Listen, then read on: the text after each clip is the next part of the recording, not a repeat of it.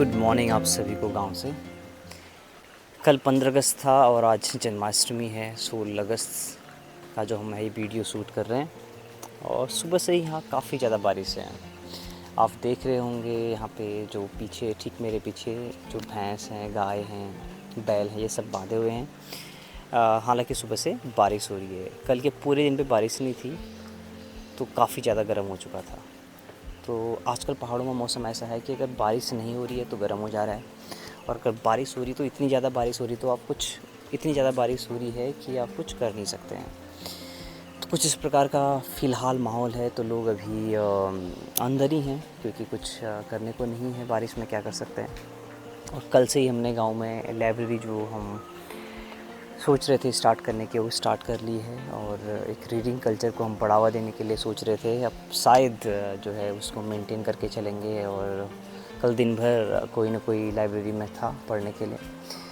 तो देखते हैं ये कहाँ तक ही हमारा सिलसिला जाता है आगे, और फिर आपको अपडेट देंगे इसके बारे में। चलो, आज के दिन की जो शुरुआत है वो हो चुकी है, तो आपको आगे का हाल दिखाते हैं। दिन भर आज जो भी प्रक्रिया रहेगी, जो भी एक्टिविटीज़ रहेंगी, वो आपको ज़रूर दिखाएंगे।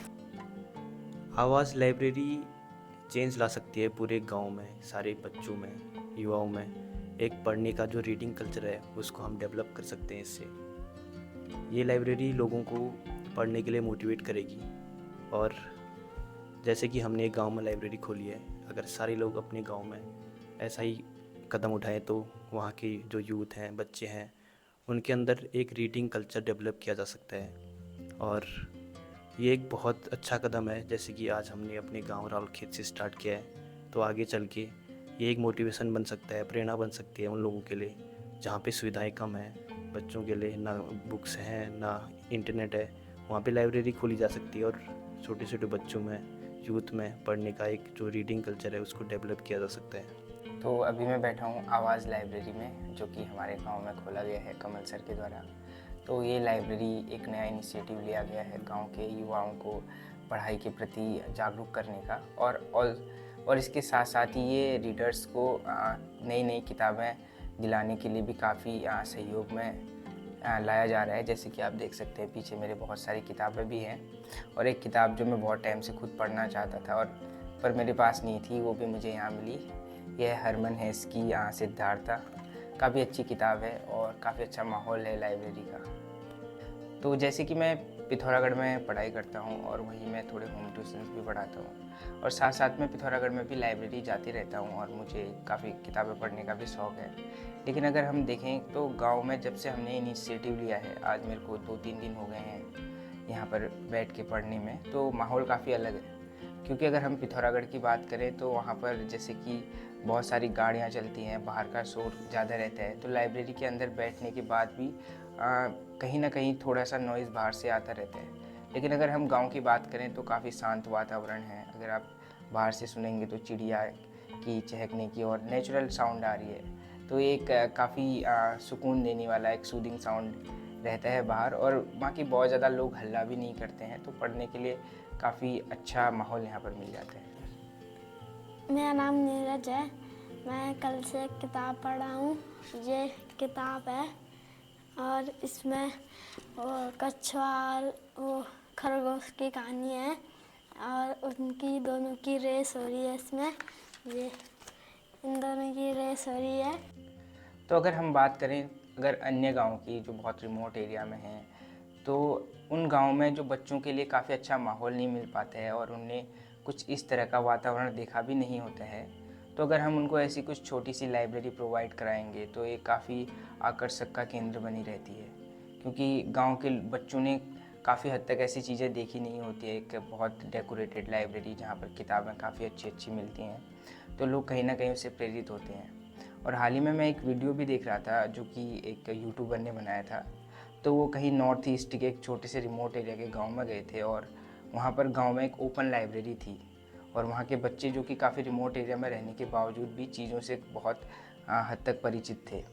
तो मुझे लगता है कि कहीं ना कहीं ये चीज़ें गांव के बच्चों को अगर हम रिमोट एरिया में भी ऐसी लाइब्रेरी खोलें तो प्रेरित करेंगे पढ़ने के लिए ज़रूर। कल 15 अगस्त 2025 से हमने स्टार्ट किया यहाँ पे पढ़ाई करना। हमने आवाज़ लाइब्रेरी का कल उद्घाटन किया और सारे जो यूथ है, हमारे बच्चे हैं, सब ने यहाँ पढ़ना स्टार्ट किया कल से। और जब देखा कि यहाँ पढ़ने के बाद एक अलग सा माहौल सेट हो रहा है, जो छोटे छोटे बच्चे हैं वो भी पढ़ाई में इंटरेस्ट ले रहे हैं, और यूथ सारे बच्चे यहाँ जब बैठ के साथ में पढ़ाई करते हैं तो एक दूसरे को देख के भी एक माहौल सेट होता है और पढ़ने का मन करता है। अगर वहीं हम घर में पढ़ाई करें तो उधर ही हमारा बेड होता है, तो थोड़ा सा थकने पे हम बेड की तरफ चले जाते हैं। लेकिन जब साथ में हम देखते हैं कि सारे लोग पढ़ाई कर रहे होते हैं तो हमारा भी मन करता है कि हमें भी पढ़ाई करनी चाहिए।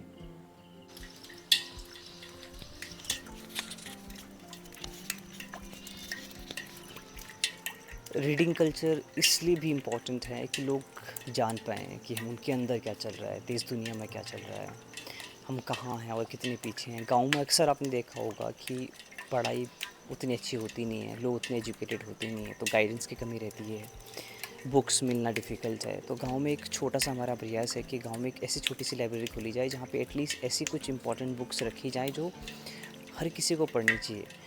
जैसे कि अगर हम नॉन फिक्शन की बात करें तो बहुत सारे ऐसे बुक्स हैं, पॉलिटी हमारी है, हिस्ट्री हमारी है, जिनको लोगों को पढ़ना चाहिए कि हमारा पास्ट कैसा था। फिक्शन में बहुत सारी नॉवेल्स हैं, सीपियंस पढ़ी जानी चाहिए, प्रेमचंद की नॉवेल्स पढ़ी जानी चाहिए। तो ये सारी ऐसी किताबें हैं जो हम सोच रहे हैं कि लाइब्रेरी में रखी जाए और लोगों को पढ़ने में उत्सुकता हो।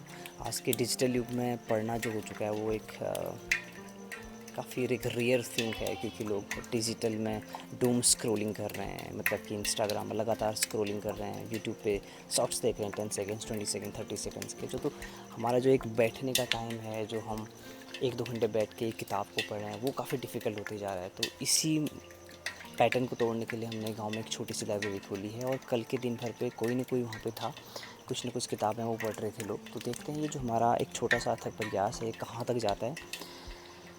इसका मेन पर्पज़ एंड मोटिवेशन तो यही है कि जो गांव है वहाँ भी किताबें पहुँचें, हर घर लाइब्रेरी, हर घर एक किताब होनी चाहिए। तो ये एक प्रयास है, let's see how far it goes.